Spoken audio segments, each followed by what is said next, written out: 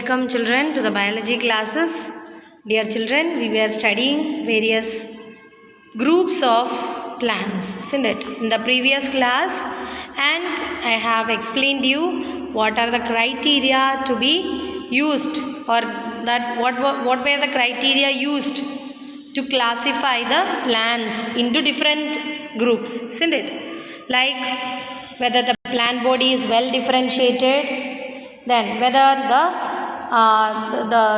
conducting tissues, isn't it, like xylem and phloem are well developed, or whether the plants bear seeds, and if the seeds are there, they are enclosed in fruits or not. So these were the criteria used by scientists to classify the plants, right?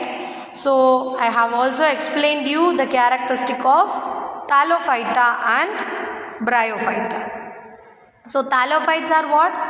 These group of plants are not having well differentiated plant body, isn't it? The plant body is not differentiated and is called as the thallus, isn't it?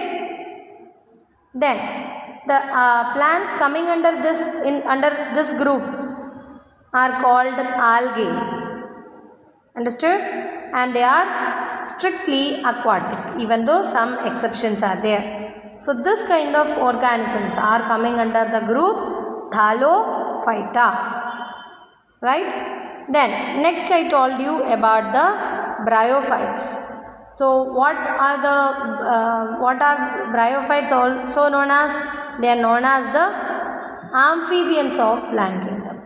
Why they are known as amphibians of plant kingdom? Because they need water to complete their life cycle. Even though they are able to live in moist in land, but they need water to conduct or to transport their gametic cells. Okay, and the body is differentiated into root-like, stem-like, or leaf-like structures. They are not the real roots, stems, or the leaves, isn't it? And there are no special tissues for the conduction of water and minerals. So how they will transport the water and minerals then? By simple osmosis and diffusion. From one cell to the other cell, water moves. Okay, there is no transport system as in the case of higher plants. Examples of bryophytes are Rixia, Marchantia, Funaria, etc. Okay, so these terms you have to learn. What are they? Funaria, then Marchantia, and Rixia. So you can see here Rixia, it is growing as a rosette, isn't it? In round shape it is growing. So like this Rixia, Marchantia and Funaria. Funaria you can see almost in all the region where water flow is continuously there.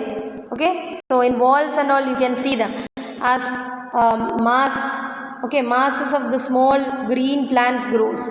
These are Funaria. Okay, then next group of plants are Pteridophyta. Okay, so P is silent here and we call it as what? Pteridophyta. We can read it as Pteridophyta. Okay, so first is what? Thallophyta or algae. Then next what? Bryophytes, and then Pteridophytes. So the speciality of this, if you see, they are having well differentiated roots, stems and leaves. Means their body is differentiated into roots, stems and leaves.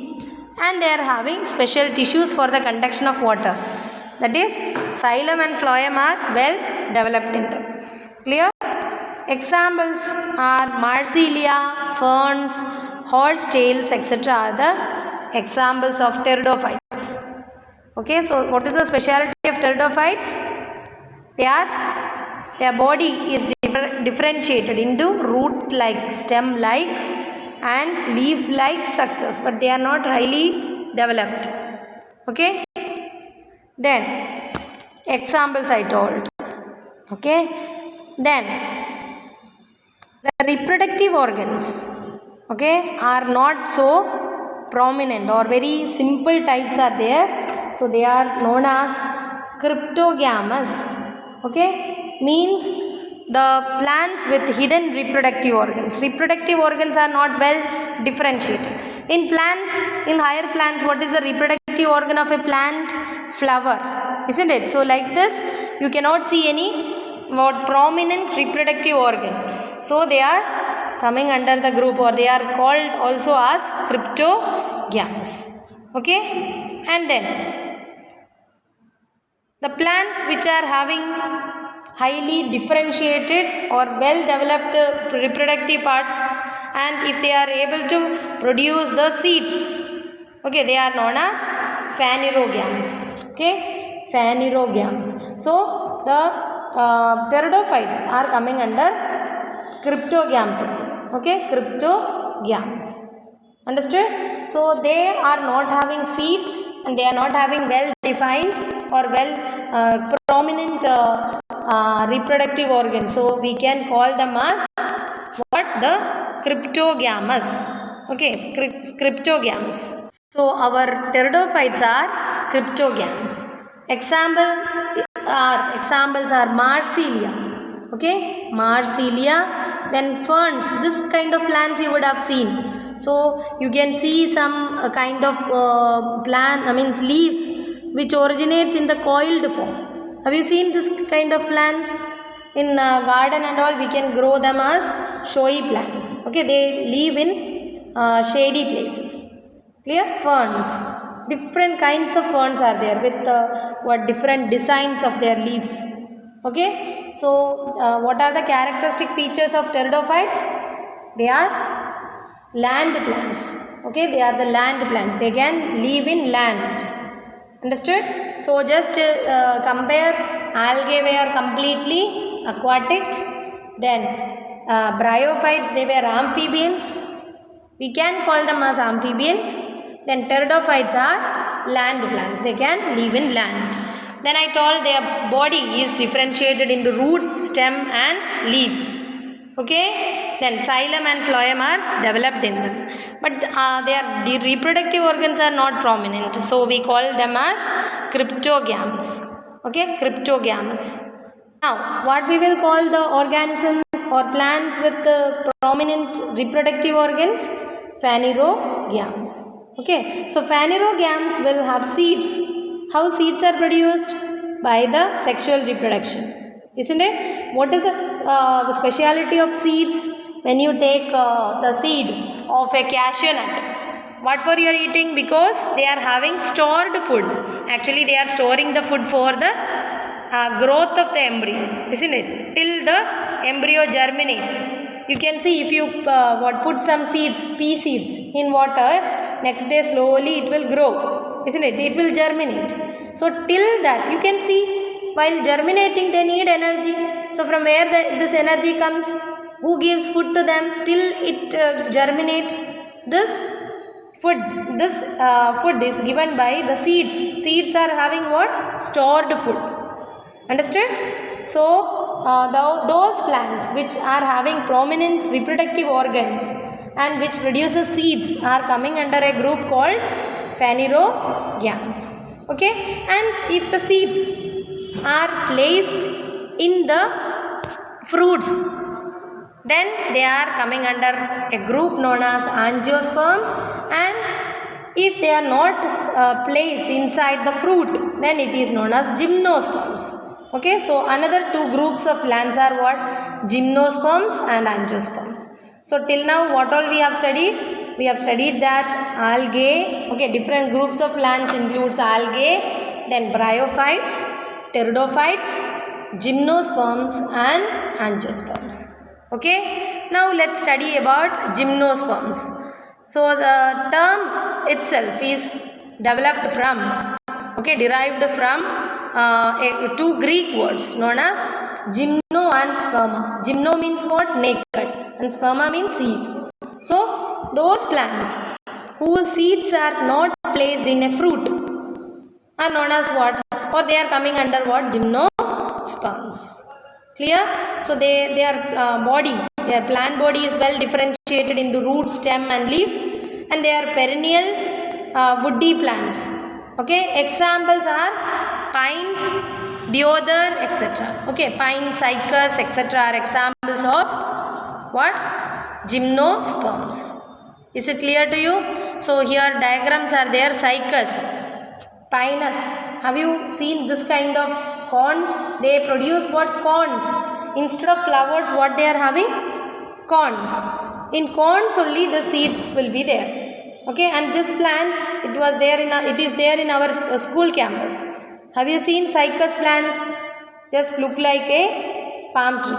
Okay, so like this kind of plants, big trees they are. There are forms which are not trees. Okay, but this kind of plants are coming under which group? Gymnosperms. Is it clear to everyone? Another group of plants, the most advanced type of plants are what? Angiosperms. What are they? Angiosperms.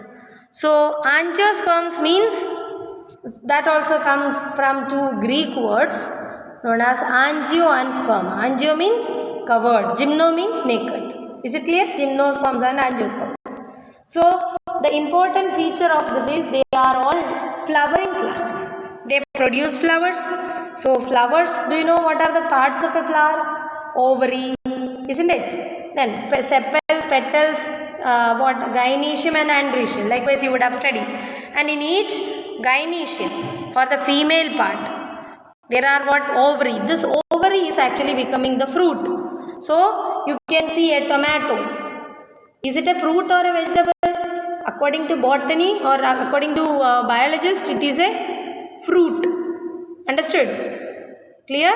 Then, or if you take a lemon or an orange, so all these are fruits and you can see the seeds inside it. Isn't it? So this kind of plants where the seeds are present inside a fruit is known as what? The angiosperms.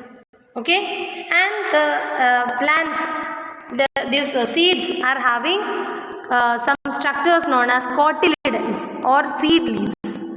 Okay, and they give nourishment to the embryo till it germinates. And based on this number of cotyledons, the angiosperms are again classified into two groups. What are they? Monocots and dicots. What are they? Monocots and dicots. So monocotyledons means what? The plants where they are having in their seeds only one cotyledon. What is cotyledon? If you just take the cashew nut, what you eat, okay, you will have two cotyledons, isn't it? You can separate it into two. So these are cotyledons actually. Okay, and what is the function? They give nourishment to the embryo till it germinates. Understood? So if they are having only one cotyledon, if the seeds are having only one cotyledon, they are known as monocots or monocotyledon, and if they are having two cotyledons, okay, then it is known as dicots. So angiosperms are again divided into two groups. What are they? Monocots and dicots. So I will give some examples of monocots.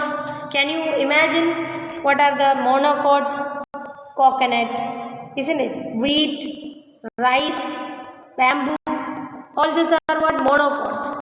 And then dicots examples are what? Mango, then what? Cashew nut, then arak nut, groundnut, then what? Cashew nut, then peas, different kinds of peas, etc. are examples for what? The dicots. Okay, so if you see the difference between monocots and dicots, what all differences you can see in their leaves. Okay, the leaves of monocots are having parallel venation. What do you mean by venation? Veins. Okay, leaves are having veins now. They are arranged parallel to each other. Okay, but in dicots they are found as reticulate venation you can see. Then root system, if you see, the roots of monocots are fibrous roots you can see. In where? In monocots. But in dichots. You can see taproot means there will be a main root, okay, and that will be branched to form secondary roots. Secondary roots again branches to form tertiary roots. Likewise, you can see what different types of roots in where dichots. But in monocots, if you just uproot one rice plant, okay, you can see all the roots are all of the same size and same thickness. That kind of roots are known as fibrous roots. So is it clear? Then cotyledon, if you take the plants, the dicot plants will have 2 cotyledons in their seeds, and monocots can have only 1 cotyledon. Understood? Then the dicots can be pentamerous or tetramerous. Means what? That is, if you see a flower, you can see 4 petals or 5 petals. If a flower is having 4 petals, you can see their sepals also will be 4, or their stamens also will be 4 or multiples of 4.